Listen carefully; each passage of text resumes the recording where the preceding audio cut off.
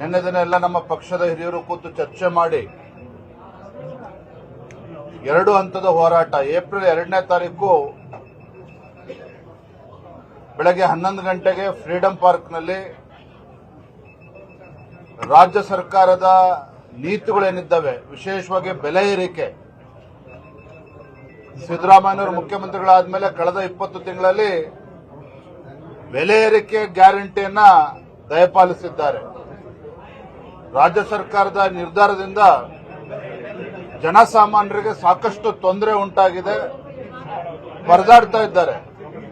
ಹಾಲಿನ ದರ ಜಾಸ್ತಿ ಮಾಡಿದ್ರು, ಪೆಟ್ರೋಲ್ ಡೀಸೆಲ್ ದರ ಜಾಸ್ತಿ ಮಾಡಿದ್ರು, ಸ್ಟಾಂಪ್ ಡ್ಯೂಟಿ ಜಾಸ್ತಿ ಮಾಡಿದ್ರು, ನೀರಿನ ದರ ಜಾಸ್ತಿ ಮಾಡಿದ್ದಾರೆ, ವಿದ್ಯುತ್ ದರ ಜಾಸ್ತಿ ಮಾಡಿದ್ದಾರೆ 36 ಪೈಸೆ. ಈ ರೀತಿ ಜನಸಾಮಾನ್ಯರು ಬಳಸತಕ್ಕಂಥ ಎಲ್ಲ ಪದಾರ್ಥಗಳಿಗೆ ಒಟ್ಟು ಜನಸಾಮಾನ್ಯರಿಗೆ ಹೊರೆ ಆಗ್ತಕ್ಕಂಥ ನಿಟ್ಟಿನಲ್ಲಿ ಬೆಲೆ ಏರಿಕೆ ನಿರಂತರವಾಗಿ ಸಾಗ್ತಾ ಇದೆ. ಹಾಗಾಗಿ ಬೆಲೆ ಏರಿಕೆಯ ವಿರುದ್ಧ, ರಾಜ್ಯ ಸರ್ಕಾರದ ಈ ಕ್ರಮದ ವಿರುದ್ಧ 2ನೇ ತಾರೀಕು ಏಪ್ರಿಲ್ 2ನೇ ತಾರೀಕು ನಾವು ಅಹೋರಾತ್ರಿ ಧರಣಿಯನ್ನ ಮಾಡ್ತಾ ಇದ್ದೇವೆ. ನಮ್ಮೆಲ್ಲ ಶಾಸಕರು, ವಿಧಾನ ಪರಿಷತ್ ಸದಸ್ಯರು, ಮಾಜಿ ಶಾಸಕರು, ಎಲ್ಲ ನಮ್ಮ ರಾಜ್ಯದ ಪದಾಧಿಕಾರಿಗಳು, ಜಿಲ್ಲೆ ಅಧ್ಯಕ್ಷರು ಎಲ್ಲರೂ ಕೂಡ ಭಾಗವಹಿಸ್ತಾ ಇದ್ದಾರೆ. ಬಹಳ ದೊಡ್ಡ ಮಟ್ಟದಲ್ಲಿ ಹೋರಾಟವನ್ನು ಕೈಗೊಂಡಿದ್ದೇವೆ.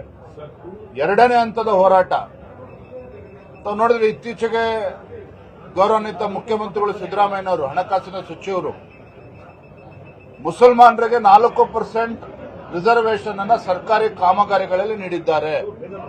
ಇದು ಸಂಪೂರ್ಣವಾಗಿ ಸಂವಿಧಾನ ವಿರೋಧಿ ನಡೆ ಮುಖ್ಯಮಂತ್ರಿಗಳದ್ದು, ಕಾಂಗ್ರೆಸ್ ಸರ್ಕಾರದ್ದು. ಮತ್ತೊಂದು ಕಡೆ ಪರಿಶಿಷ್ಟ ಜಾತಿ, ಪರಿಶಿಷ್ಟ ಪಂಗಡಗಳ ಸಾಮಾಜಿಕ ಮತ್ತು ಶೈಕ್ಷಣಿಕ ಅಭಿವೃದ್ಧಿಗೆ ಮೀಸಲಿಟ್ಟಿರ್ತಕ್ಕಂಥ ಹಣ 38 ಸಾವಿರ ಕೋಟಿ ಹಣವನ್ನ ಬೇರೆ ಬೇರೆ ಗ್ಯಾರಂಟಿಗಳಿಗೆ ವರ್ಗಾವಣೆ ಮಾಡೋದ್ರ ಮೂಲಕ ರಾಜ್ಯ ಸರ್ಕಾರ, ಸಿದ್ದರಾಮಯ್ಯನವರು ಆ ಸಮುದಾಯಗಳಿಗೆ, ಶೋಷಿತ ಪೀಡಿತ ಸಮುದಾಯಗಳಿಗೆ ಅನ್ಯಾಯ ಮಾಡಿದ್ದಾರೆ. ಮುಸಲ್ಮಾನರಿಗೆ 4% ರಿಸರ್ವೇಶನ್, ಹಿಂದೂಗಳಿಗೆ ಒಂದು ಅಪಮಾನ ಮಾಡಿದ್ದಾರೆ.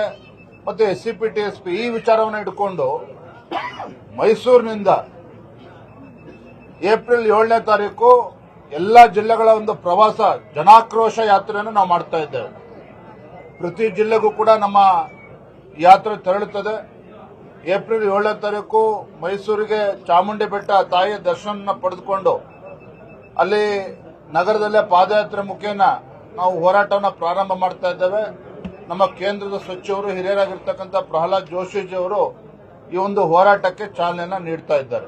ರಾಜ್ಯದ ಎಲ್ಲ ಜಿಲ್ಲೆಗಳಿಗೂ ಕೂಡ ನಮ್ಮೆಲ್ಲ ಸಂಸದರು, ಶಾಸಕರು, ಪಕ್ಷದ ಎಲ್ಲ ಮುಖಂಡರು ಎಲ್ಲರೂ ಕೂಡ ಇದರಲ್ಲಿ ಭಾಗವಹಿಸ್ತಾರೆ.